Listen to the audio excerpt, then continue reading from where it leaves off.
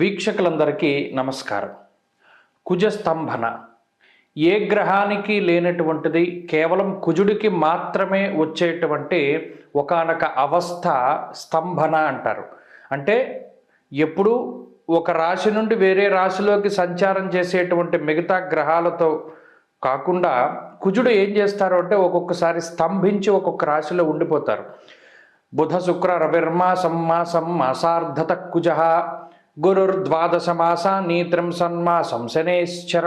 అంటే ఏ గ్రహం ఏ రాశి యందు ఎంతెంత కాలం ప్రయాణం చేస్తుందో ప్రమాణం అనేటువంటిది చెప్పబడింది జ్యోతిష్ శాస్త్రంలో. మాసం మాసార్ధత కుజ అంటే నెలన్నర పాటు కుజుడు ఒక రాశి యందు సంచారం చేస్తారు.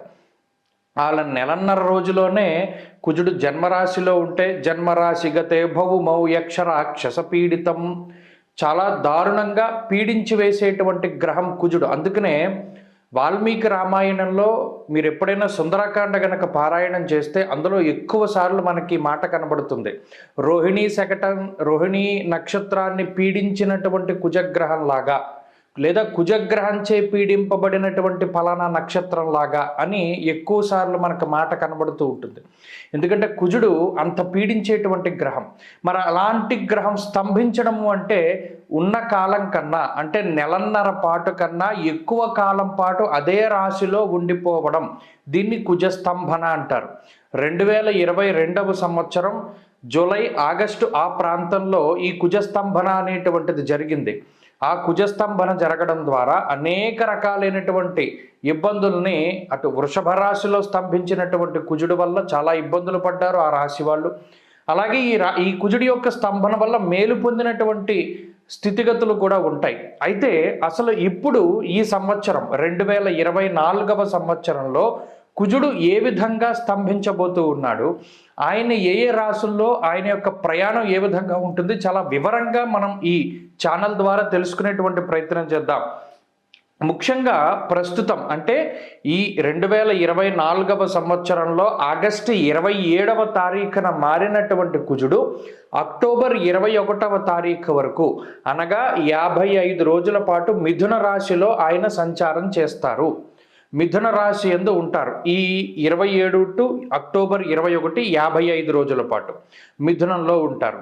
ఇక్కడ అక్టోబర్ 21వ తారీఖు దాటిన తర్వాత దాదాపుగా 22 జనవరి 2025వ సంవత్సరం వరకు, అంటే జాగ్రత్తగా వినండి, అక్టోబర్ 21వ తారీఖు దగ్గర నుండి జనవరి 22వ తారీఖు వరకు కూడా కర్కాటక రాశిలో కుజుడి యొక్క సంచారం అనేటువంటిది ఉంటుంది. అంటే ఆల్మోస్ట్ కుజుడు అక్కడ 92 రోజుల పాటు ఉంటారు.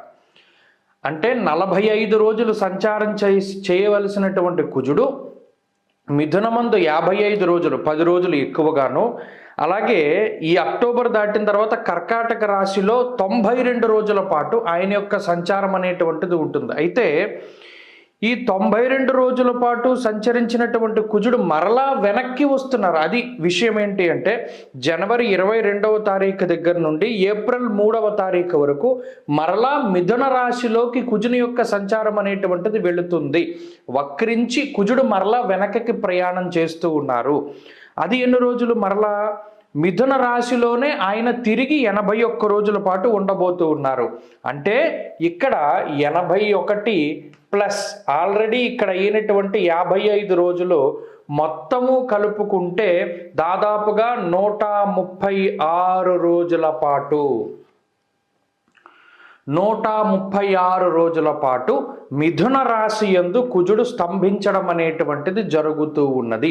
దీనిని కుజస్తంభన అంటారు. సాధారణంగా మాసం మాసార్ధత 45 రోజుల పాటు ఒక రాశిలో సంచారం చేసేటువంటి కుజుడు ఈ 2024వ సంవత్సరంలో మిథున రాశిలో 136 రోజుల పాటు, కర్కాటక రాశిలో 92 రోజుల పాటు. ఇక్కడ మళ్ళీ అయిపోలేదు. ఈ ఏప్రిల్ 3వ తారీఖు దగ్గర నుండి ఈ 92 రోజుల పాటు సంచరించినటువంటి కుజుడు మరలా ఇంకో కొన్ని రోజుల పాటు కర్కాటకంలో సంచారం చేస్తారు. అంటే ఆల్మోస్ట్ దాదాపుగా ఆగస్టు 27వ తారీఖు దగ్గర నుండి మరలా వచ్చే ఆగస్టు నెల వరకు కూడా ఆల్మోస్ట్ కుజుడు మిథునం కర్కాటకం ఈ 2 రాసుల్లోనే సంచారం చేస్తూ ఉన్నారు. దీనిని కుజస్తంభన అంటారు. అంటే ఉండవలసిన కాలం కన్నా ఎక్కువ 130 రోజులు, 140 రోజులు, ఇక్కడ 136 రోజులు ఉంటే ఇక్కడ మరలా 140 రోజుల పాటు కుజుని యొక్క సంచారం ఉండబోతూ ఉన్నది. ఇది బ్రీఫ్గా ఈ కుజస్తంభన గురించి, అంటే ఏ డేట్స్ మధ్యలో మారుతూ ఉన్నారు. సో ఇప్పుడు ఈ కుజస్తంభన వల్ల అత్యంత లాభపడేటువంటి రాశులేంటి, అత్యంత దారుణంగా పీడింపబడేటువంటి రాశులేంటి, మధ్యస్థ ఫలితం వచ్చేటువంటి రాశులేంటి అనేటువంటి విషయాన్ని మనం పరిశీలన చేద్దాం. ఇందులో మెజారిటీలో మిథున రాశిలో కుజుడు స్తంభిస్తూ ఉన్నారు కాబట్టి మిథున రాశికి అఫ్కోర్స్ ఆ మిథున రాశిలోనే ఎక్కువ రోజులు ఉంటున్నారు కాబట్టి మిథున రాశి వారికి ఇది చాలా చెడు కాలంగా చెప్పచ్చు. మిథున రాశి వారికి అంత అనుకూలమైనటువంటి కాలము కాదు, ఎందుకంటే ఆ రాశిలోనే ఆయన స్తంభిస్తున్నారు కాబట్టి. అలాగే కర్కాటక రాశి వారికి కూడా అది అంత మంచి ఫలితం కాదు. అంటే దీనిలో ప్రధానంగా దెబ్బతినేటువంటి రాశులు ఏంటి అంటే మిథునం, కర్కాటకాలు. ఈ 2 రాశులు ఈ కుజస్తంభన వల్ల చాలా ఇబ్బందికరమైనటువంటి పరిస్థితుల్ని ఈ ఆగస్టు 27వ తారీఖు దగ్గర నుండి వచ్చే ఆగస్టు 27 వరకు కుజ సంబంధమైనటువంటి ఇబ్బందుల్ని అనుభవించవలసి ఉంటుంది. ఆ విషయాన్ని గుర్తుపెట్టుకోవాలి. అంటే మిథునం, కర్కాటకం 2 దారుణంగా కుజుని యొక్క పీడ అనుభవించవలసి ఉంటుంది. అది ఒకటి. ఈ 2 రాశుల తర్వాత ఎక్కువ ప్రభావం మరలా ఈ మీనరాశి మీద అలాగే మేషరాశి మీద పడుతూ ఉన్నది. మీనానికి కుజుడు చతుర్థ స్థానంలో ఉన్నట్టు మేషానికి మరలా స్తంభించిన కుజుడు చతుర్థ స్థానంలో. ఈ మీనానికి 136 రోజులు, మరలా మేషానికి 140 రోజుల పాటు కుజుని యొక్క పీడ ఉంటుంది. కాబట్టి మీనం, మేషం ఇక్కడికి ఎన్ని రాశులు అయ్యాయి? మిథునం, కర్కాటకం, మీనం, మేషం 4 రాశుల వారు కూడా ఈ కుజస్తంభన వల్ల చాలా ఇబ్బంది పడవలసి ఉంటుంది. ఇక ఆ తరువాతి స్థానాలలో అనగా వృశ్చిక, ధనస్సు. ఎందుకు వృశ్చిక, ధనురాశుల వాళ్ళకి? వృశ్చికానికి మిథునం అనేటువంటిది అష్టమ రాశి, ధనురాశికి కర్కాటకం అనేటువంటిది అష్టమ రాశి. అంటే అష్టమ కుజుని యొక్క పీడని అనుభవించవలసి ఉన్నటువంటి రాశులు ఏంటయ్యా అంటే అటు వృశ్చికము, ధనస్సు. అంటే ఆల్మోస్ట్ దీనివల్ల ఎఫెక్ట్ అవుతూ ఉన్నటువంటి రాశులు ఎన్నయ్యా అంటే 6. 1 ప్రధానంగా మిథునం, 2 కర్కాటకం, 3 మీనం, 4 మేషం, 5 వృశ్చికం, 6 ధనస్సు. ఈ రాశులు 6ంటికి కూడా ఈ కుజస్తంభన తాలూకు ఇంపాక్ట్ అనేటువంటిది చాలా బలంగా ఉంటుంది. అది ఫలితాలు ఏంటి అన్నది దగ్గరకు వచ్చినప్పుడు మనం మళ్ళీ ఒక చిన్న వీడియో రూపంలో చేసుకుంటాం. కానీ ఈ 6 రాశుల వారు కూడా చాలా జాగ్రత్తగా ఉండాలి. జాగ్రత్త అంటే దేనికండి అంటే కుజ సంబంధమైనటువంటి విషయాలు. సత్వ భూ ప్రాకార రోగ వ్రణ సాహస శస్త్ర అగ్ని సందర్శనోత్పాటన భ్రాతృకారక కుజ. ఈ కుజుడు అనుకూలంగా లేనప్పుడు ఆయన ఇచ్చేటువంటి కారకత్వాలు అంటే భూ సంబంధమైనటువంటి లావాదేవీలు, క్రయ విక్రయాలు అంటే అమ్మకాలు, కొనుగోలు, రియల్ ఎస్టేట్ వ్యాపారాలు, అలాగే కోర్టు సంబంధమైన విషయాలు, అన్నదమ్ములతోటి విభేదాలు, లేదా సత్వభూ అన్నారు. అంటే సత్వము అంటే శక్తి. ఈ కుజ సంబంధమైనటువంటి పీడ ఉన్నప్పుడు నీరసము, నిష్ఠూరంగా ఉండడము, అసహనము, అలాగే కోపం అధికంగా ఉండడము, అలాగే శారీరక బాధ అధికంగా ఉండడము, దెబ్బలు తగులుతూ ఉండడము, ఏదైనా మెషినరీ టూల్స్ లేదా మార్కెటింగ్కి సంబంధించినటువంటి ఉద్యోగాలు చేసేటువంటి వారికి అంత బాగా లేకపోవడము, న్యాయస్థాన సంబంధమైనటువంటి ఉద్యోగాలు చేసేటువంటి వారు, అలాగే ప్రభుత్వ సంబంధమైనటువంటి ఉద్యోగాలు, రక్షక భటులు, న్యాయవాదులు, అలాగే సైన్యంలో పనిచేసేటువంటి వారు, డిఫెన్సులో పనిచేసేటువంటి వారు, అలాగే మేనేజ్మెంట్కి సంబంధించినటువంటి ఉద్యోగాలు చేసేటువంటి వారు, వీరు కొద్దిగా జాగ్రత్తగా ఉండాలి ఈ కుజస్తంభన వల్ల.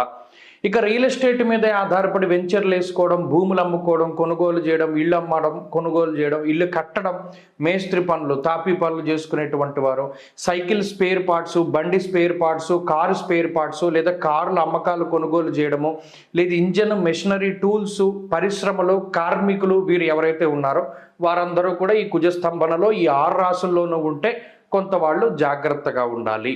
కాబట్టి ఈ కుజస్తంభంలో ఈ 6 రాశులు అయితే అత్యంత శుభ ఫలితాలని అనుభవించేటువంటి రాశులు కూడా ఉన్నాయి. ఇక్కడ ఆశ్చర్యాన్ని కలిగించేటువంటి విషయం ఏంటి అంటే అందులో మేషం కూడా ఉంటుంది. కాబట్టి ఇక్కడ విషయం ఏంటంటే ఈ మేషానికి తృతీయంలో కుజుడు సంచరిస్తూ ఉన్నప్పుడు మరి ఆ కుజస్తంభన వారికి యోగిస్తుంది. అలాగే సింహం చాలా బలపడుతుంది. లాభస్థానంలో కుజుడు స్తంభించి ఉన్నప్పుడు సింహం చాలా బలపడుతుంది. బై ద సేమ్ టైం మరలా వ్యయంలోకి కుజుడు వచ్చినప్పుడు సింహం వాళ్ళు ఇబ్బంది పడతారు. అలాగే దీనిలో తులారాశి వారికి మాత్రం మిశ్రమమైనటువంటి ఫలితం.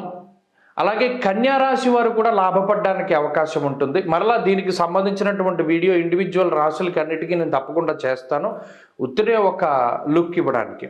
మేషరాశి వారికి అటు కుజస్తంభన ఉపయోగము అలాగే బాగా ఇబ్బంది పెడుతుంది, రెండు రకాలుగా ఉంటుంది. ఇక వృషభ రాశి వారికి మాత్రం 90% ఇది అనుకూలిస్తుంది. మిథునం కర్కాటకం ఎలాగో చెప్పాం. సింహానికి మాత్రం లాభంలో కుజుడు యోగించినప్పటికీ మరలా వ్యయంలో ఉన్న కుజుడు బాధిస్తాడు. కన్యావారికి ఇది చాలా బెస్ట్గా పనిచేస్తుంది. తులకి మిశ్రమమైన ఫలితం.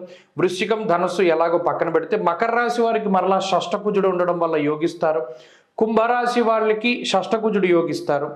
మిగతా వాళ్ళకి అంటే మీనము లేదా మరలా తిరిగి మేషానికి వచ్చేస్తున్నాం కాబట్టి ఇలా సాధారణమైనటువంటి ఫలితాలు వస్తున్నాయి. దీనిలో బాగా విపరీతంగా లాభపడేటువంటి రాశి ఏదైనా ఉంది అంటే అది కుంభం, కన్య.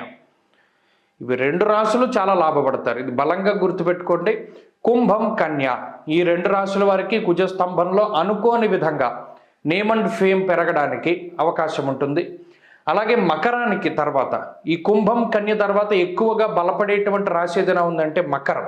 దాని తర్వాత స్థానంలో సింహం. ఈ రాశుల వారికి చాలా విపరీతమైనటువంటి యోగదాయకమైనటువంటి ఫలితాలు రావడానికి అవకాశం ఉంటుంది. కాబట్టి ఈ కుజస్తంభన వారికి మాత్రం ప్రత్యేకించి యోగిస్తూ ఉంటుంది. కాబట్టి ఈ కుజస్తంభన గురించి ఇంకేమైనా మీకు సందేహాలు ఉంటే కామెంట్ రూపంలో తెలియజేయండి. అలాగే రాబోయేటువంటి రోజుల్లో ఇంకా విపులీకృతంగా పలానా మేషానికి ఎలా ఉంది, వృషభానికి ఎలా ఉంది, ఇలా విపులీకృతంగా మనం ఈ కుజస్తంభన గురించి చెప్పేటువంటి ప్రయత్నం చేస్తాం. అయితే ఈ వీడియోలో మాత్రం ఆ డేట్స్ పట్ల క్లారిటీగా ఉంటారు. అలాగే రాసుల పట్ల కొంత అవగాహన వస్తుంది. ఎవరికి బాగాలేదో వాళ్ళు జాగ్రత్త పడతారు అనేటువంటి ఉద్దేశంతో ఈ వీడియో చేయడం జరిగింది. మీకు ఈ వీడియోకి సంబంధించినటువంటి ఎటువంటి సందేహం ఉన్నా సరే కామెంట్ రూపంలో తెలియజేయండి, ఖచ్చితంగా దానికి సమాధానం చెప్తాం. స్వస్తి.